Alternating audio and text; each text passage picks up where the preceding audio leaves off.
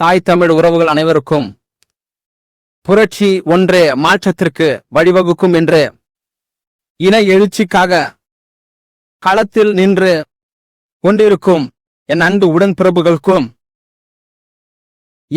இங்கு வந்து சொன்னால், இங்கு வந்து டிவிக்க போகிறேன் என்று சொன்னால் நம்மை அணில் என்று நினைத்து பொழந்து விடுவார்கள் என்று ரோட்டோரம் கத்தி அப்படியே ஓடி சென்ற அந்த அணில்களுக்கும் புரட்சி ஒன்றே மாற்றத்திற்கு விதையாக இருக்கும் என்று கூடியிருக்கின்ற என் தாய் தமிழ் உறவுகள் அனைவருக்கும் புரட்சிகர வணக்கங்கள்.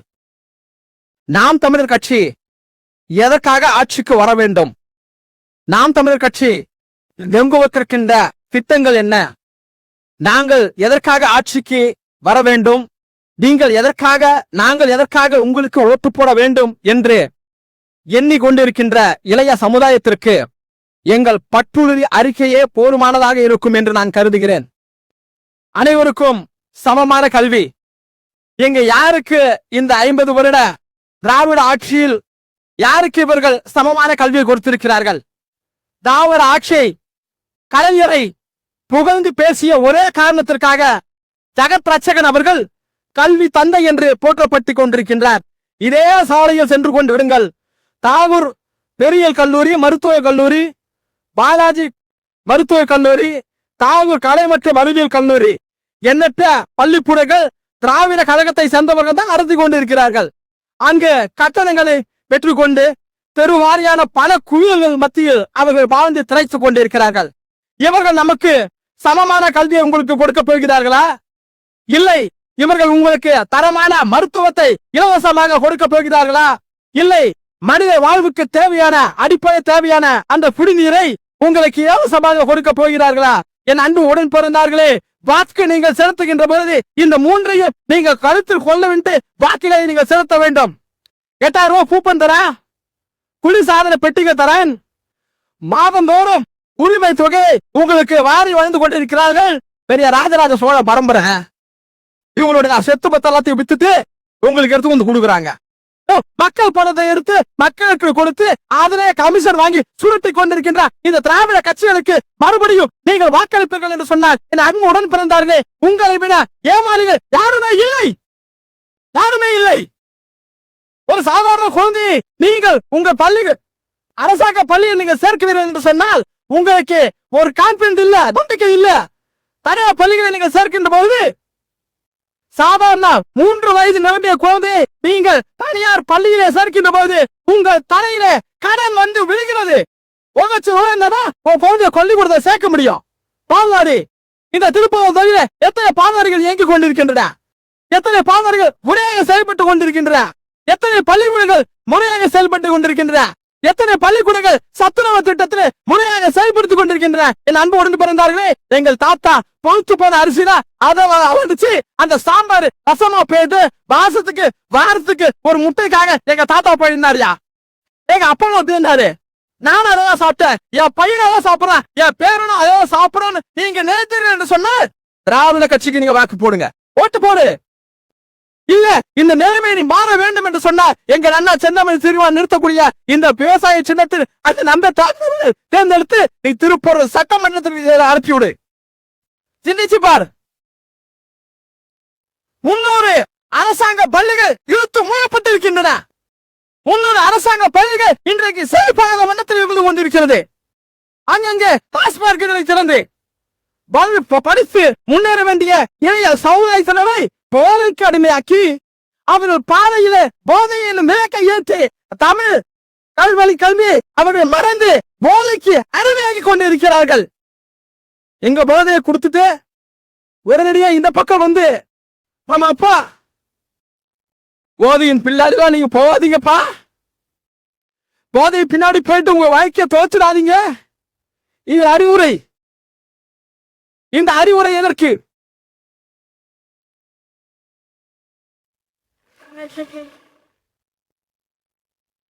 இந்த அறிவுரை எதற்கு? நீங்கள் சாராயத்தை விட்டு அதில் மூலமா லாபத்தை ஈட்டி நீங்களும் உங்கள் குடும்பமும் கொள்ளை எடுத்து வைத்துக் கொண்டிருக்கிறீர்கள். இன்னும் எவ்வளவு நாட்கள்தான் இந்த அவல நிலையை நீ தமிழக மக்கள் சந்தித்துக் கொண்டிருப்பார்கள். குடிக்கின்ற தண்ணீர் நம்ம அப்பனுக்கு கிடைக்காத தண்ணி, எவ்வளவு ஒருத்த பணக்கார போன் பண்ணாக்கா பெட்ரோலியே வருது, அவனுக்கு எப்படியா தண்ணி வருது? பாடுபட்டு உழைத்து நெல்மணிகளை சேர்த்து வைத்த அந்த விவசாயி மூட்டைகள் தனியார் கிடங்குகள் இல்லாமல் அமைத்துக் கொண்டிருக்கின்றன. அந்த கிடங்குகளிலே நெல்மணிகள் அப்படியே செடிகளாக வெளியே வந்துச்சு. அமைச்சர் ரகுபதி போய் கேட்கிறாங்க, பத்திரிகையாளர்கள் சந்தித்து கேட்கிறார்கள், உங்கள் ஆட்சியிலே இப்போது வந்திருக்கிறதே, இதற்கு என்ன சொல்ல போகிறீர்கள் என்று கேட்கிறார்கள். அதற்கு அவர் சொல்றாரு, எங்க ஆட்சியில இது வந்துச்சு நீங்க சொல்றீங்களே, அதிமுக ஆட்சியில போய் கேட்டு பாரு, இதோட பெருசா முளைஞ்சிருச்சு. அது பெருசா முளைஞ்சிருச்சுதாண்டா உனக்கு ஓட்டு போட்டோம், நீ உனக்கு கலைஞர் பண்ணிட்டு உனக்கு ஓட்டு போட்டோம், நீ அந்த நெல்மணிகளை பாதுகாத்து அந்த நெல்மணிகள் மூலமாக தமிழ்நாட்டு மக்களுடைய பசை தீர்ப்பாய் என்று சொல்லிதான் எனக்கு ஓட்டு போட்டோம். ஆனால் தப்பி கிடைக்கின்ற உனக்கு ஓட்டு போட்டோம் என்று சொல்வது எங்களுக்கு வெக்கக்கேடாக இருக்கிற. அரிசிய இந்த அரிசி மூட்டைகளை மேல ஏற்றி அதை கீழே இறக்கி ரேஷன் கடையில போடணும். அதுல 2000 கோடி ரூபாய் பண்ணிருக்கான்.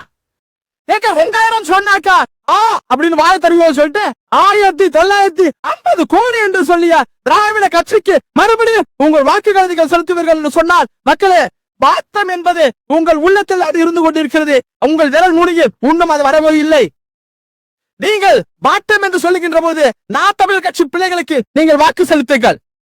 734 தொகுதிகளில் கிட்டத்தட்ட 117 ஆண் வேட்பாளர்கள், 116 பெண் வேட்பாளர்கள் வில்லிவாக்க தொகுதியில திருநங்கை அண்ணன் நிறுத்தி இருக்கிறார்கள். எங்கள் பிள்ளைகளை பாருங்கள். ஒரு குற்ற பின்னணி நீங்கள் இருப்பீர்கள் என்று சொன்னால் நாங்க இப்பயே நாங்கள் ஒரு பேச்சை நிறுத்தியோம். ஒரு குற்ற பின்னணி, ஒரு ஆள் கடத்தல், ஒரு வழக்கு, ஒரு ஏசியதாக பேசிய வழக்கு ஏதாவது இருக்கிறதா? எந்த குற்ற பின்னணியும் இல்லாமல் உங்களுக்கு சேவை செய்வதற்காக நாங்கள் களத்தில் இங்கு நின்று கொண்டிருக்கின்றோம்.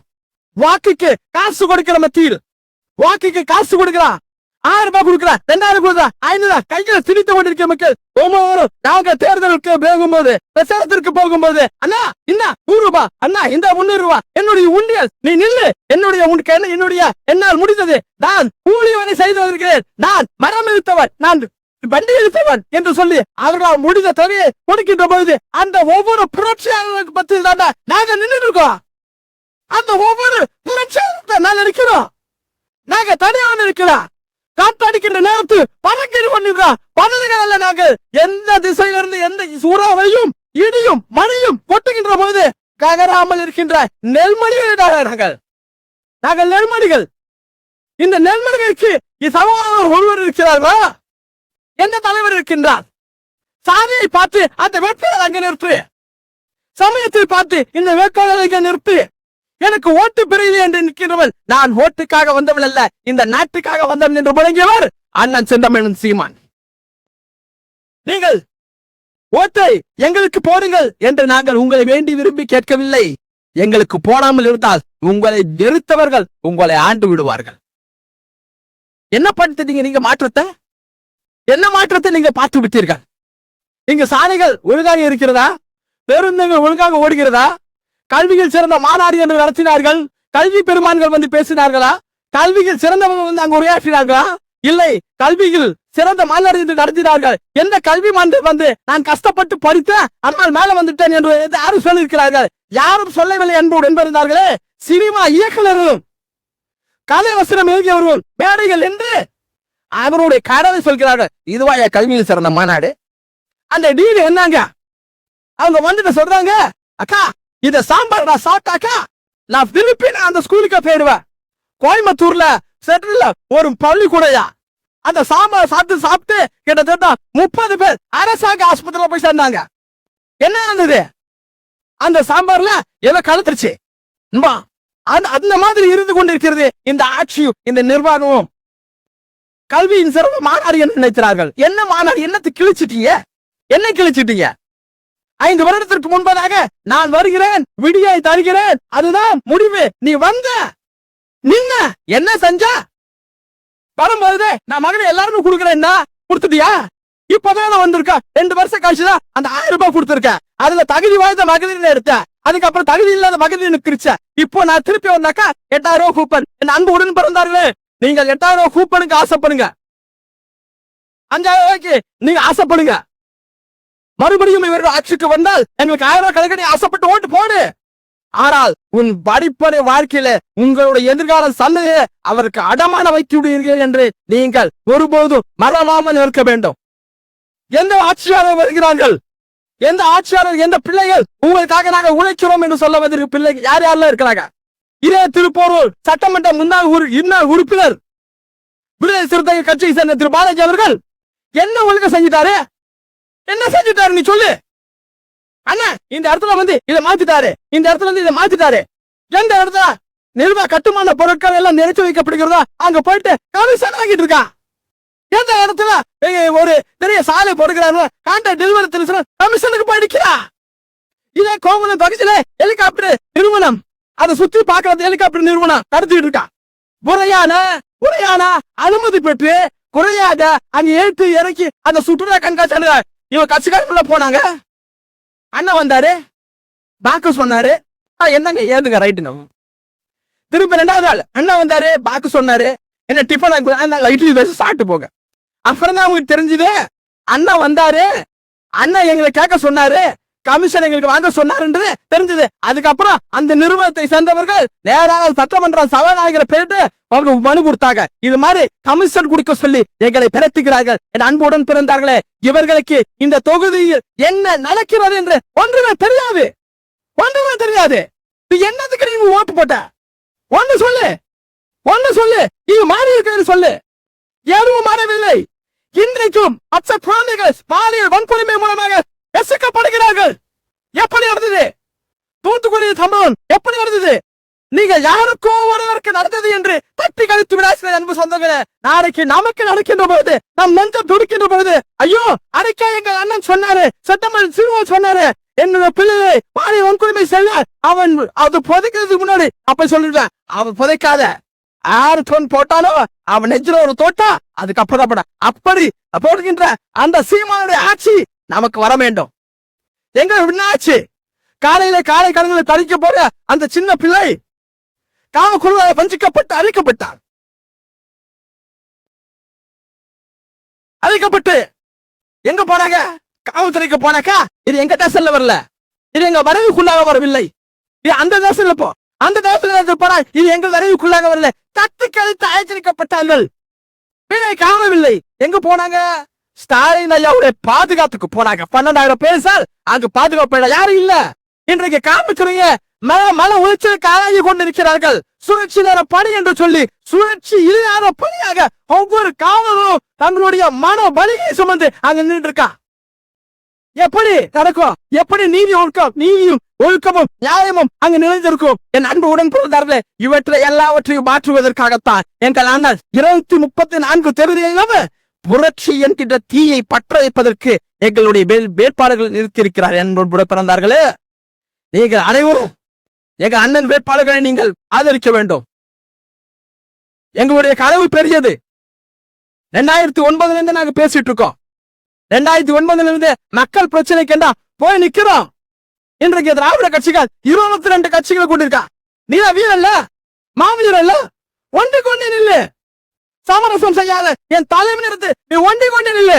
22 கட்சிகள் 22 பேரை சேர்ந்து ஒரு கட்சி எதிர்க்கிறது சொன்னால் ஒரு கட்சியை சேர்ந்தவர் வீரனா இல்ல 22 பேரை சேர்ந்தவர் வீரரா?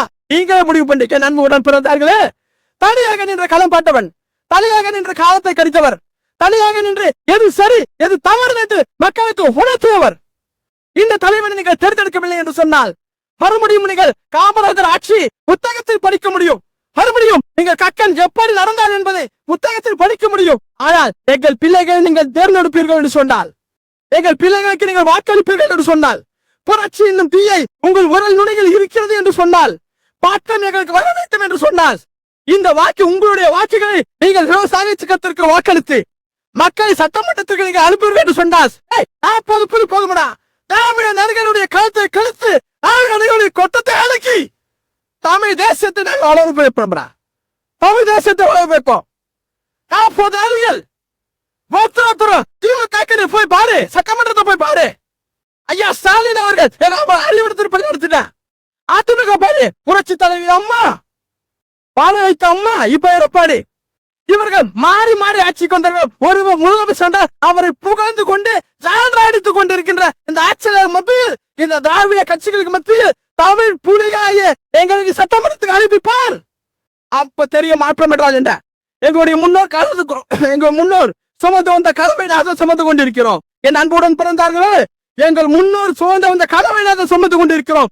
22 நாடுகள் போரிடுகின்ற போது எந்த சமரசத்திற்கும் எங்கள் தலைவர் அனுப்படவில்லை. பல்வேறு கட்சிகள் எங்கள் அண்ணன் சத்தியவேல் சீமானத்திலே ரோச்சுக்கும் சீட்டுக்கும் பேர பேசுகின்ற போது எங்கள் அண்ணன் நடக்கவில்லை. எங்கள் அண்ணன் தனியாகவே போராடி கொண்டிருக்கிறார்.